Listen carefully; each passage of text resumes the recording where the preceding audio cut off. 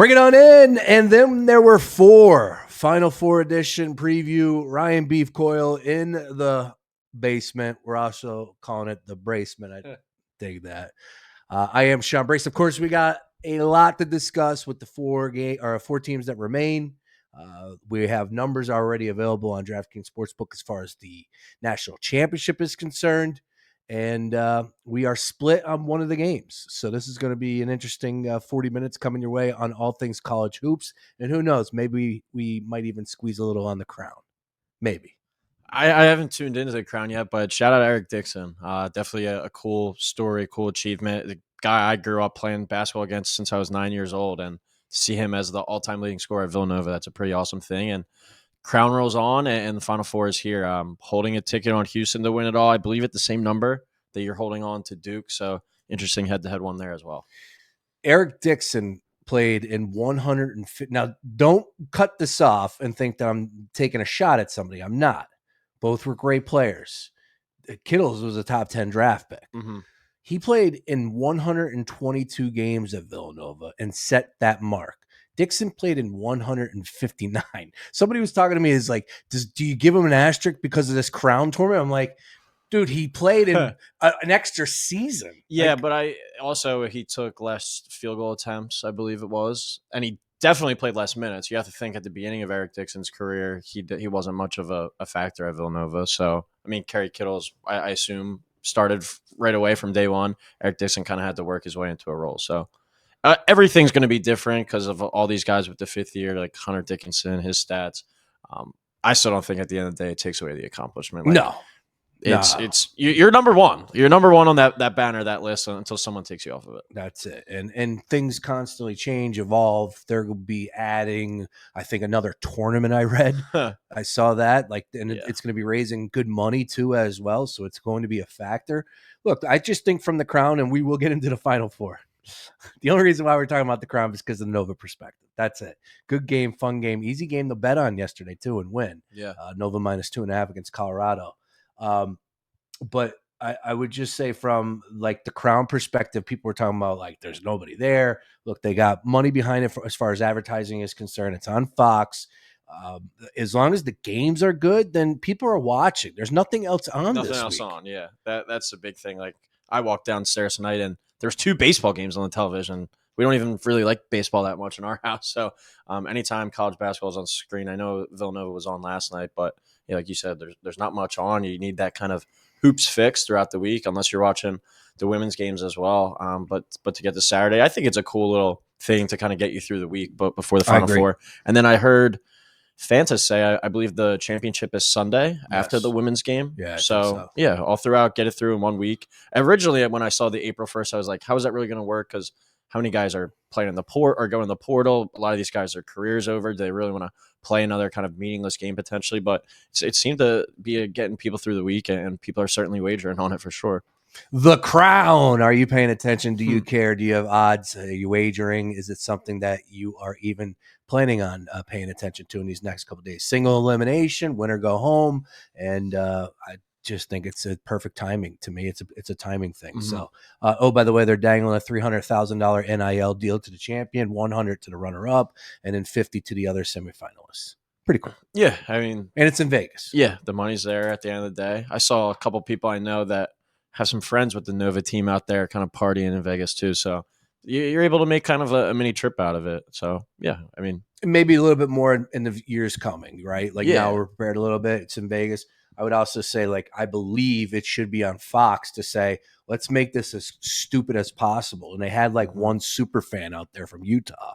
Like that's what they need to fire up, is any way you possibly can get people out there that are passionate about these teams and make them a little bit of a storyline, because the product on the floor, look, it's good hoop. There's no defense being played, none whatsoever. Yeah, but it's good hoop, good names, and good brands. Yeah, and I saw for next year too. I think they did it this year, but it was like smaller. But they're doing basically the Crown, but regular season. I think it's 23 teams. It's like Feast Week as well. So this is probably going to take over, I think, eventually the Maui as kind of the number one overall tournament. Ooh. But it's to who? According to who? According to see the teams that are playing in it. and the money that it's like it's a purse one as well. So I'm pretty sure it's called the Players Invitational. Yeah. But it's 23 teams. I don't have them in front of me right now, but if you look at that list of teams and to be going out there playing for the money as well, like we're going to see more and more of those events as time goes on, and going to be interesting to see how that works as well. With I saw the Butler Utah game got pulled off the board and wagers got voided because of suspicious activity as well. Just like Temple happened with them against UAB last year. So some we're going to have to see more and more, I think, as we go on, but kind of got to roll with the punches in this new era of change. Everything's not going to be perfect right off the bat, but that tournament next year is going to be insane. I believe it's Feast Week as well. 2028 Final Four will be in Las Vegas. Yeah. I mean, I feel like that's a must attend event. Yeah, we got to get there for that one. 2026 coming up though next year, and it's in Indianapolis, Lucas Oil Stadium. I feel like the Final Four synonymous with like two locations mostly, like New Orleans. And Indianapolis. Have you ever been? No. Yeah, I've heard like Indianapolis it's a nice place, but it's just like perfect for that. Could you imagine being at both of those games on Saturday? They're all timers. When you look at KenPom, top 4 teams in KenPom, I don't remember that ever happening. I think I heard Fanta say too. It's like since KenPom's database started, I believe he said it was 1998. Correct me if I'm wrong, but these 4 teams this year are in the top 10 of entire time. That's insane. And we get all of that on one night. And people have said this tournament is undelivered, hasn't been the greatest March Madness ever. You could get 2 all-time classics on Saturday night and potentially an even better one on Monday night with whoever wins. So I think we're in for a hell of a weekend coming up. I agree. And look, we'll start there. Let's get on to the Final Four. We'll look a little bit back at the Elite Eight. And I did ask Sam Oshry from The Score, join me on Monday. I said, your big takeaway from the weekend was what? Because, look, it wasn't the best games, no, but you had some great stories. Again, Houston, if they put up that type of performance, they're going to be tough to beat. Auburn looked explosive, but the Broom storyline of Florida was trailing. Duke went up against one of the hottest teams in the tournament and held them to 65. Like, those are the things that I was paying attention. Sam, though, was Mr. Negative about it. And like you pointed out, all love and respect, because he did say, I don't want to be that guy. But he was like, yeah, we didn't get any good basketball games, except for the one that Florida had to come back against Texas Tech. But what's your big takeaway from the Elite Eight? I think it's just been a collision course for these 4 teams. I think for a large sample size of the season, maybe since the middle of December, I think we've all kind of had our eyes on Auburn, Florida, Duke, and Houston as kind of your top 4. And they all happen to wind up being the 1 seeds, all in different regions. And it just might have just been an overall collision course for these teams to come in. Bama on any other year, I think they're deserving of a top 4 team. But it's just like, you look at these 4 teams and KenPom, the analytics agree. It's like these teams are awesome. And at the end of the day, they were just going to find a way to meet up with each other regardless. One of the bigger storylines too, I think, that I took away from it, the resilience kind of Florida, but also Florida kind of playing with their food a little bit. It's like you had to come back against UConn, who was the 8 seed. You had to come back against Texas Tech, who was the 3 seed. You did come back. You proved to have resilience, have the ability to come back in those games. But is that going to catch up to you now against an Auburn team that from start to finish this year, I know Duke's been awesome. I know Houston's been awesome. But we kind of forget at times Auburn was the number 1 team for a bulk of the season, the number 1 overall seed still in this tournament, and they're the lowest odds right now to win the national championship. I think it's plus 500 right now. All right. From the Elite Eight, the big storyline for me was Duke and Cooper Flagg, far and away the best player out there. But defensively, maybe we're not paying attention enough to their defense. Yeah. And I'm not saying you specifically, but all we do is hear about Houston's defense and those numbers deliver. Is Duke's defense under the radar for you? Do you, like, without giving your pick away in that game against Houston, should we be focusing on the defense and how great they have been all tournament long? Yeah, I don't really think it's overrated. I think I don't think it's overrated. I don't think it's underrated. I think it's kind of just right. It's been an awesome defense. When I think of this Duke team, previously you would think of more so the offensive end. I think more of the defensive end, like Cooper Flagg, an all-around great player, but is he a generational type of scorer? Is he like a Tatum? Is he like a Zion, a Kyrie, whatever you want to say coming out? No, I think this is just a really good team that really complements each other well. Like, you go out and get a guy like Mason Gillis. He could have gone to another school and probably averaged more points, got more shine, but he fits right in with this young Duke team as a great defensive piece. Zion James as well. Malawacha in the middle. They have guys everywhere. I saw someone say it earlier this week. John Shire built the perfect team around Cooper Flag, and he really did. And it goes back to my point that I've been kind of harping on throughout the season. It's with all this NIL money, all this recruiting, are you going to build the best roster that money can buy, or are you going to build the best overall team? And the goal this year was, we have this special player in Cooper Flag. Let's do everything to build the best possible team around him. And Duke has done just that. They're completely bought in on that end. You got the 7-foot rim protector. You got Cooper Flag that can guard 1 through 5. And you got an onslaught of guards that can give trouble as well. But I don't think Houston's going to be scared in the slightest. And I think that one's going to be even closer than the first game with Auburn and Florida. And from the standpoint of Broome and his injury from the Auburn game, are you believing that he's 100%? He's going to be fine. He says he's fine. He went back out there, made a 3-pointer.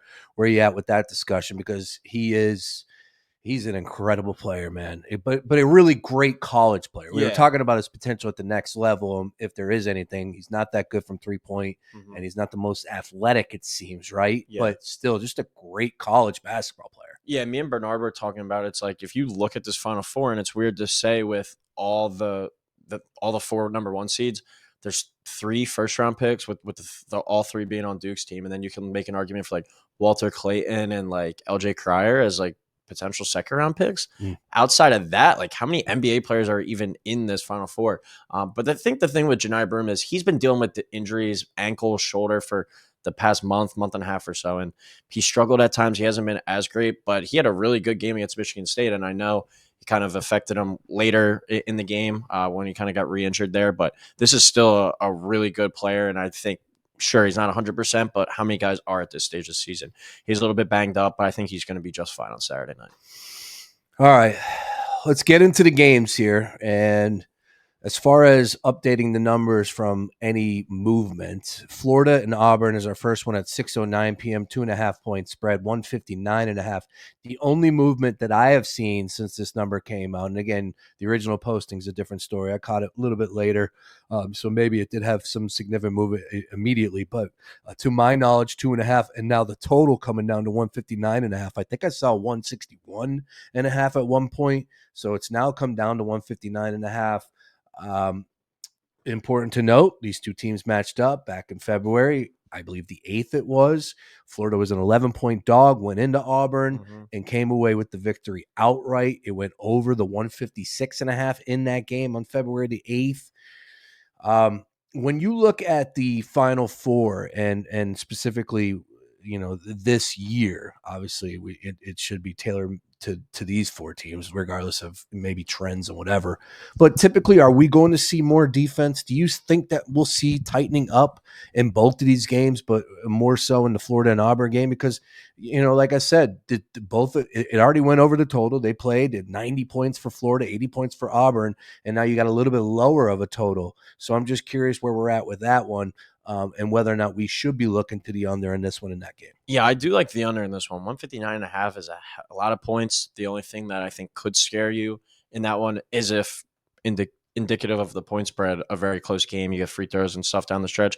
But you got to remember, like, Florida really struggled in the first half on the offensive end against Texas Tech. They needed a really strong kind of last 4 minutes for that game even to go over. And then the game before against UConn as well, they really struggled on offense throughout the first half. They're a team that kind of figures it out. I think as it goes on, it might be one that you look to get in live potentially, but they needed a buzzer beater from Liam McNeely at the buzzer from 3 to hit the over in that UConn game as well. So Florida hasn't been clicking on all cylinders, I think, on the offensive end, especially in the early goings. Credit to them. They've figured out ways as the game's gone along. But I think that one's definitely going under. Auburn played really good defense against Michigan State, and they held the Michigan game under as well, and that one was 156.5. So I think we're going to see 2 teams battle it out kind of every single possession. 159.5 is a lot of points, so I really like the under in that matchup. Is the right team favored in this game? I don't think so. I think Auburn's getting disrespected. I understand that Florida did go in there, but it was one of those games where it's like, okay, Auburn kind of needed that loss, I think, at that moment. Maybe they were riding a little bit too high. They go on to finish the season strong, obviously winning the SEC by multiple games, lose a couple down the stretch. But I was just saying to you before we went on the air, look at this Auburn team when they've had something to play for. When they've had something to play for, hence the entire season, they were the number 1 team in the country. They had the best resume in the country, the most quad one wins ever, the number one overall seed in the country, and we're coming into the Final Four and they're an underdog. Sure, maybe it has to do with Broom's injury, but this team, when they've been motivated and had something to go out there and play for, they've been the best team in the country the entire season. I don't remember the number one overall seed getting this disrespected, this slept on. Maybe it's because it's Auburn. I think if the roles were reversed and it was Duke as that number one overall seed, they would certainly be getting a lot more respect. But the name on the jersey might just be kind of wavering people off as much due to it not being Duke. Auburn was the best team in college basketball this year, and the numbers support that. Maybe over the past month it's been Duke, but top to bottom, complete whole sample size, it's been the Auburn Tigers. So I think I was pretty shocked to see them not being at least favored by a half a point. I was too, and it pushed me the other way. And that's where I'm at. Walter Clayton. I'm all in on Florida, man. But how many prayers can he throw up at the end? Oh, how sick was that? Yeah. This dude's amazing. Look, I just figured that Auburn was going to be favored. Mm-hmm. And the fact that they're not, it just tells me, like, what's going on here? So I'm locked in on Florida. That was my pick as far as the pre-bracket, filling it out was concerned. But who cares about that? We're trying to make money, trying to win some games here, win some bets on Saturday night. So, yeah, I really do like Florida. I like Florida a lot in that game. I think it's going to be a great game. Of course, these two programs know each other very well. Only played one time this year. Just went through what took place. Auburn had a little bit of an off night as far as shooting the ball is concerned, a little bit from three-point range as well. But I just feel like, man, these two teams are evenly matched. I'm just going to give the slight edge to Florida. And, look, I know that Auburn was the overall 1 seed and they were the best team all season long, but they did leak a little oil down the stretch there. So this was a win before all that took place by Florida. I won't be shocked if it goes either way, but right here, right now. And I was very surprised because I wanted to take Auburn, but I got to go Florida here. Chomp, chomp. Why don't you ding Florida for basically needing 2 second half comebacks the past 2 games against Texas Tech and UConn?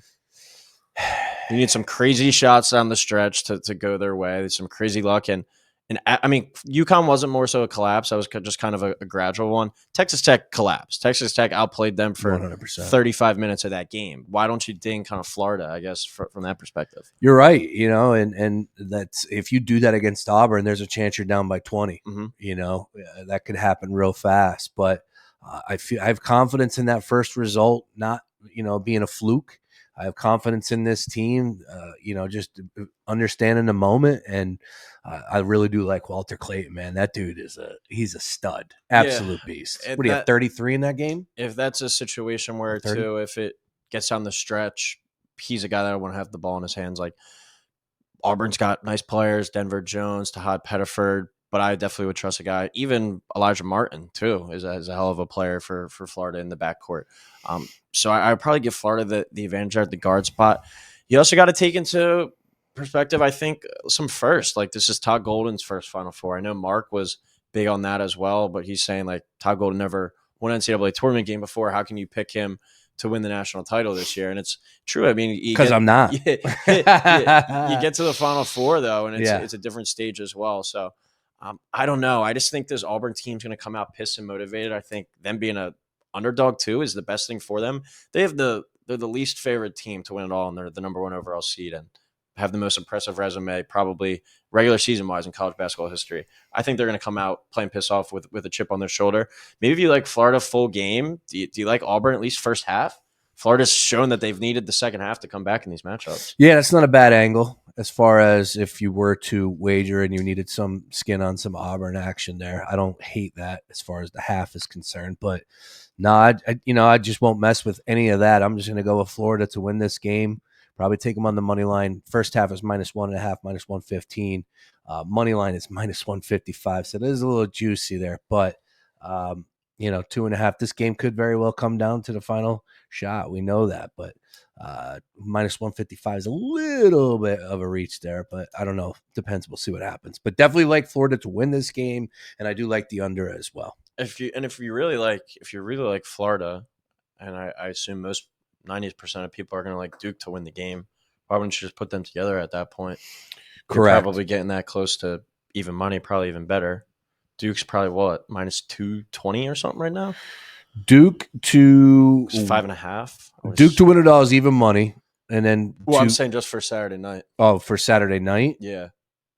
Yeah. As far as money line for them, minus Yeah. 270. Yeah, and then what about them with Florida? That probably puts it close to even money, right? Well, you can go as far as the exact exact matchup. the exact matchup. Price goes bye-bye. NCAA finalists. Oh. Duke and Florida plus 130. Okay. So I'm saying, yeah, if you like Florida, I think that would be, if you don't want to take them on the money line, you think Duke as well. Duke over Florida plus 235 right now. You get the exact. That's a good one to take if you're believing in that one. On the flip side, you got Auburn winning that matchup. So if it's Auburn and Duke and Auburn pulls off, there'll be a dog in that game plus 850. If Duke is there, they would be plus 850? Right now, it's plus 850. Auburn over Duke. Oh, Auburn over Duke. Wow. That's a good stab. If you Yeah. if you think Auburn's going to win that game and they get to a championship game, they very well could beat Duke. It's not a. And they'll probably be what, like plus 150, 175 on money line. Yeah, maybe a little bit more. I don't even think more, but I think you're right around that number. Yeah, I mean, because that would be. It's interesting. It's one way that you need to look at it from the standpoint of both of these games, and if you feel confident about both of them, which I do. We'll see what happens. Florida, though, we went into a little bit about the players that you have your eye on. You brought up the coaching experience factor. Bruce Pearl in his second Final Four, third for Kelvin Sampson, first for Shire, first for Golden. So that is definitely something intriguing.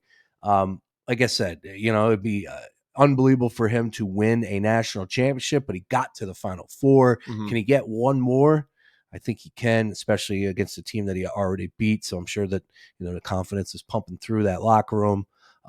What is the best national championship matchup in your mind? Is it Auburn versus Duke? Is it Florida versus Duke? Or are we just downplaying Houston? Yeah, I said to you before we came on, I wish Houston was on the other side because I wish it was Houston versus Duke for the final. I think it has to be Auburn. It just goes back to my point of Auburn versus Duke. Auburn has been the number one team throughout the entire season. They have the best resume, the best body of work, and they're the number one overall seed. And you get them the chance to play this mighty Duke team that only has 3 losses. People are making the argument Cooper Flagg, the best freshman season ever, even topping Carmelo Anthony. If he's able to top it off, obviously go to the NBA draft and be the number one overall pick. Be a pretty insane championship game. I think Auburn and Duke have been our 2 best teams in college basketball, and I would love to see them on Monday night kind of dealing it out. But do you think, I know you have Florida, do you think Florida has a chance to beat Duke on Saturday night or Monday night if it came to that? I would give Auburn more of a shot to beat Duke. Yeah. I would. I just think Auburn has the size kind of more, the athleticism. Yeah. I know Florida's got some size in the front court, but I just kind of think Auburn as a deeper team in my eyes and just a more kind of well-rounded team has the pieces more to match up with that Duke team. But it goes back to you can kind of just play like devil's advocate. Like I'd rather have the guards and the shot-making ability against that really good Duke defense. But once again, we've talked Duke, we've talked Florida, we've talked Auburn. I think we said the word Houston about 3 times so far. That's correct. So let's get into that game and see if we can find something to take as far as Houston is concerned. And we're not trying to be disrespectful because they played their ass off. And like I said, we opened it up by saying if you get that type of performance, watch out. They're unbeatable. They're incredible. And I'm not so sure that we won't get that type of performance. But as far as Duke is concerned, they're battle tested. It's been a hell of a season for them. They have shot makers. They have 3 players that are potentially going to be top 8 picks in the NBA. I got a video to do about that later. Top 8 picks. Yep. Like, that's just insane. And not one other team has a guy that's going to be a first-round pick. Maybe Clayton has played himself into that range, but if so, he's projected like late 20s right now. They got 3 top 10 picks. So, right now we're looking at 5.5. That movement jumped up from 4.5. It was holding steady for about a day at 4.5, 135.5. That's down from 136.5. So we've had some movement slightly on the total in the last day as well. So 5.5 is our number at Duke, 135.5. Are we at the point where we have to ask ourselves, how many is too many? Because Houston can win this game. Let's just call it what it is. Do I think they're going to win this game? No, I think Duke pulls this out. I think Duke is the better team. I think Duke has the best player on the floor. I like Shire. I know it's his first Final Four, but I like Shire. I think this dude is dialed in and has the pulse of his team. And He continues to prove his worth. He doesn't miss a shot in pregame. You see that stuff? Yeah. He's such a freak. Have you ever read some of the stories Yeah. about him or heard some of them? Yeah, White Mike. Yeah, his Wikipedia page is a pretty cool I read. bet. So I like Duke. I've liked Duke all season. I like Duke dating back to July, but I'm not afraid to pull off and say like Houston could beat them. I'm going to go with Houston. No, but I don't see that happening here. I think Houston is a damn good team. They got a great defense. If they're able to limit Duke into the 50s, then sure, it's up for grabs. But I don't see that happening. Duke's team total is 70. I would be surprised if they stay under that number. I think Houston could do it, but I would be surprised. I mean, Duke doesn't rise up to the moment and meet what's needed to win. Obviously to advance to a championship game and to win it all. And I think they will. To me, they've been the best team for a few weeks now. Mm-hmm. Give me Duke -5.5 in this one. Yeah, just looking at their scores, the only time that they haven't won by more than 6 points was that North Carolina game in the ACC tournament that When they Cooper blew Flag it. hasn't played in. Yeah. They won they won by 3, but they were up comfortably the entire time. I just have a hard time wrapping my mind around that Houston team getting blown out. Like Houston has lost once since November, and that was against Texas Tech in double overtime or in overtime. And Texas Tech was, a bad 4-minute stretch away from going to the Final Four themselves. Like this has been a Houston team too that you could argue has been the best team in college basketball for 3 months now. Like I think all these teams have the argument. Like Florida had two of the most impressive wins, going to Auburn, to Alabama. Duke, entire body of work, but they haven't played many teams. Auburn, as we talked about, the most quad one wins ever. You can make an argument that any of these teams have been the best team in the country from start to finish. But it's just like the Houston team, they're intimidating. They're a scary team. They have two kind of guards that go at you in Sharp and LJ Cryer that are able to kind of go get buckets. And I saw someone say the rest of the day, the rest of them are just kind of like football players. They're just going to like mess you up, move you out of the way, beat you up, get you on the glass, just do about everything that it takes to win. And Kelvin Sampson's a hell of a coach. And I did see an interesting nugget as well. I don't know how big of a factor it actually plays, but 7 of the last 8 teams to play in a Final Four that they were in the state that they play in. So in this example, the Final Four is in San Antonio, Houston, obviously in Texas as well. 7 of those last 8 occurrences, that team has won the national championship. So not sure if that kind of plays into this as well either. And I feel like it's such a scenario where everybody's on Duke. When is the last time, like we were just talking about, we mentioned Houston four times in the past 25 minutes, probably talking. Like they're being so talked about, disrespected, whatever you want to call it. I think they're going to come out pissed off as well. And I think if any team's going to be able to hang around with them, it's Houston. Because hang around with Duke, it's Houston because of the defense that they play as well. They're going to muck that game up. I don't even know what the number is, but I'm taking the under in that one. I think that one's going to be a bloodbath defensive battle and could come down to the wire and whether or not Cooper Flag is able to execute a play down the stretch. 135.5. Yeah, I think you got to go the under just because I think it's going to be a chippy game. It's going to be it could come down to depth and kind of foul trouble. Are they able to get flagged in some foul trouble, some stupid calls? I know Cooper Flag is kind of different. He's got that kind of that swagger to him that he's not going to let somebody mess with him, get in his head. But this Houston team is rough and rowdy, and it's going to be his toughest test of the season for sure. All right. Yeah, I look at Duke, and I know that, like I said, we went over how many great players they have. Not even talked about Proctor. Like there's so many. They're so deep and well coached. Houston's a great team, though. What makes Houston so special? Why did they put it together in the Elite Eight, and why can't they do that again against Duke on Saturday? Yeah, the defense and then the shot making. LJ Cryer and Emmanuel Sharp are 2 guys that can go on a given night, get you 25, 30. You got Juwan Roberts in the paint, as tough as it comes down there as well. And I think it just kind of comes down to intimidation factor as well. It's like they're not going to be scared of big bad Duke. They're not going to care about what it says on that jersey. They went into Fog Allen Fieldhouse and beat Kansas here. I know it's a down Kansas team, but nobody does that. They've lost 1 game and it was in overtime against Texas Tech. They've lost, I think it's 4 games all year. 1 of those games have been in regulation. So you're going to need to take every single last ounce out of this Houston team to take them down. And they just have that mentality. They're just like kind of Florida, where it's like if Houston goes in at halftime, don't rule them out at all. Tennessee looked awesome on Friday night against Kentucky. Houston absolutely manhandled them and dismantled them. They are not going to be afraid at any stage of this game. And I think Duke's got something coming for them. I still think Duke's going to win, but I think 5.5 is too much. And I do think this one's going to be a bloodbath. So give me the Houston plus 5.5 as well as the under in this matchup. Ooh, so you got the dogs barking and both unders. Yeah, I think it's going to You be. sicko. I think it's going to be chippy Ugh. games, chippy possession. And no wonder you're not watching these games. You're gonna be Yeah. running around like a maniac at some bachelor party in Dewey. I'm blowing your spot up there. So that's why you're gonna be taking the under, and you're rolling with both dogs. I see it. I'm still holding Houston 11-1 from the day after the Super Bowl to win the title. So good wager. Holding out on that as well. But yeah, I do think that both dogs are live and barking in this one. But give me Duke versus Auburn in the final. I think best two teams in the country from start to finish this year. Matched up already once this year as well, but that was at Cameron Indoor. Interested to see if they match up again on Monday night on a neutral. Best player between all or through all four teams is Cooper Flagg. Mm-hmm. Who's the next best player? I probably would go with your boy Wally. Janai Broom certainly has a case, but what version of Janai Broom are we going to get? I think Walter Clayton and the ability he's shown, his shot making. But LJ Cryer is a close second for me. He's a hell of a player. These guys aren't going to be the NBA players that Con Knipple and Malawach are probably going to be. But just in terms of shot making guards, those are two guys that I trust with my life at the end of the game. So Walter Clayton and LJ Cryer probably put 1A, 1B behind Cooper Flagg.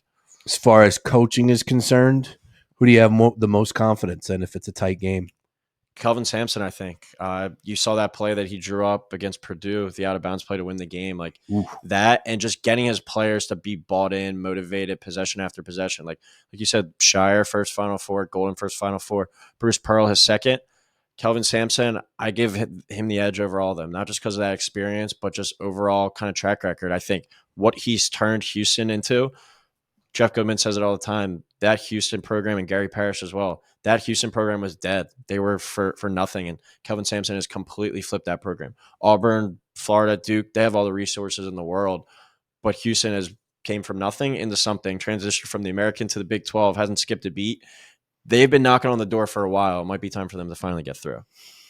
You like both underdogs. Which one would you say has the best shot to win it all?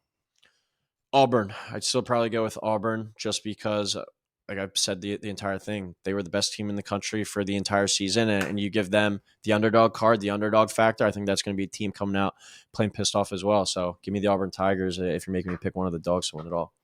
All right, your favorite bet? Favorite bet under in that Auburn Florida game. I think that one's going to go pretty comfortably under, like 149, 150 range. I think it's going to be a defensive kind of onslaught in the second half, probably gets slowed down possession after possession. I'm also going to look in that one Auburn first half. Florida has really needed to come back in the second half of these games. So both of those two I'm kind of neck and neck with right now. Interesting. All right. Great stuff. Ryan Beef Coyle, college basketball midweek preview for all things Final Four here. And we could get some odds and ends before you get out of here. Once again, Final Four action happening on Saturday. We'll be live on Monday for the national championship on the Sam Voss Street, featuring everybody, Tansy, Mark Henry Jr., you name it. We're going to be all over it on The Gambler, getting you ready for the national championship. It's bumped up this year, 7:30 start time. Wow, I didn't know that. I believe. Nice. Somebody told me that. And now I'm seeing 8:50 there. I think I heard Sam say that as well. Yeah. Maybe it was just wishful thinking. Maybe he plans on being in a different time zone during that. Honestly, it might be that's 8:50. That might be the San Antonio time tip off, 7:50. Damn. Right? Yeah, it's gotta be. Yeah. I don't know. We'll see. I'm seeing 8:50 on DraftKings, 8:50 on Google here. Oh well. All right. Other odds and ends as far as college hoops is concerned. Did you? We'll move off of Willard. Let's instead talk about Maryland. Buzz Williams to Maryland. Your thoughts? I've always liked Buzz as a coach, but I said it the other day. I don't know if it's appropriate, but he's like the village bicycle. Everyone's had a ride at this point with Buzz Williams. The village bicycle. Yeah, it's from Austin Powers. But I think the most he stayed at a job was 6 years, and that was Marquette. I like him as a coach, but it's kind of just I think he knows when he taps out at a place, and he's like, I need kind of the next stop. Texas A&M's a weird spot just because with NIL, all the money that they have now, and Chris Beard apparently today even turned down the job to remain at Ole Miss. So interesting move there. Buzz Williams, how's he going to do? very high floor, I think. But Sweet 16 is probably kind of the ceiling for him that we've seen over the years. Oh my God, I have to tweet that out. That was so good. Buzz Williams is the Village Bicycle. That's good. All right. Again, yeah. Look, Maryland's in an interesting spot, man. They had a lot go right for them, but snap of the fingers, it all fell apart. Everyone's Here we gone are. already, Yeah, too. everybody's gone. It's just Gillespie's gone. Reese graduated. Queen going to the league. I saw at least one of the guys who's committed there for next year has already decommitted, potentially two, and both rumored to go to Villanova as well. wow. That would be good to see because Yeah. Villanova obviously lost a recruit. I saw that. And then, look, things are going to happen. Things are going to change. And that's what we're going through right now. All right. Well, hopefully we're able to cash in on Saturday. Once again, Daily Ticket live Monday through Friday, 3 to 6 p.m. And good luck on all of those plays. Saturday, the party gets started at 6 o'clock. I don't want to hear anybody be negative. This is incredible. And supposedly the ratings are a little down. I don't think a Cinderella is going to change those ratings whatsoever. This is an epic night of college hoops, front and center. Yeah. And Fanta said it best. You got to trust Fanta's words. This is the best Final Four of the modern era, and I take his word for that. So it should be an awesome night. I'm upset that it's already over. Next thing after Monday night, got to look forward to is August 26th, August 25th or something. Kansas State, Iowa State. Once we get some college athletics back on, but it's been a hell of a ride, another fun season, and hopefully we get three great final games with the Final Four and the national championship. 2022 was pretty strong with Duke and UNC. Yeah. And what was it? Kansas and who else? Who was on the other side of that? Kansas, I forget off the top of my head. That's bad for me. But yeah, come on, UNC dude. was an 8 seed, but still it was a cool ending because it was knocking out Duke and K one last time. Who was Kansas against? I can't come up with it. I thought I could. In New Orleans. Another 1 seed, was it? You ready? Do you want it or no? A hint?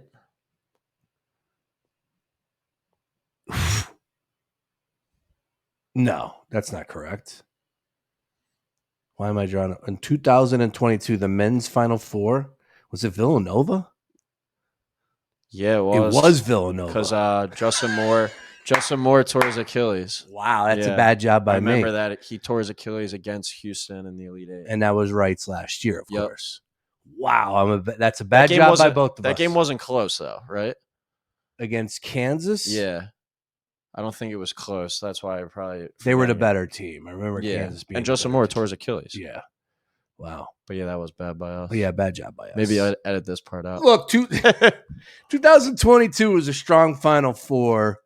Well, what about 2008 with the last time that all 4 1 seeds made it? I was a youngin' then. Who even was that? Well, isn't that modern? Yeah, but like I said at the beginning, if you go back to Ken Palm's entire database, if you believe in that, these are 4 of the top 10 teams of all time going back to 1998. You had Derrick Rose with Memphis. You had Kansas. You had UNC and UCLA. Mario Chalmers. Chris Douglas Roberts. Wow, there's good names here. We'll see.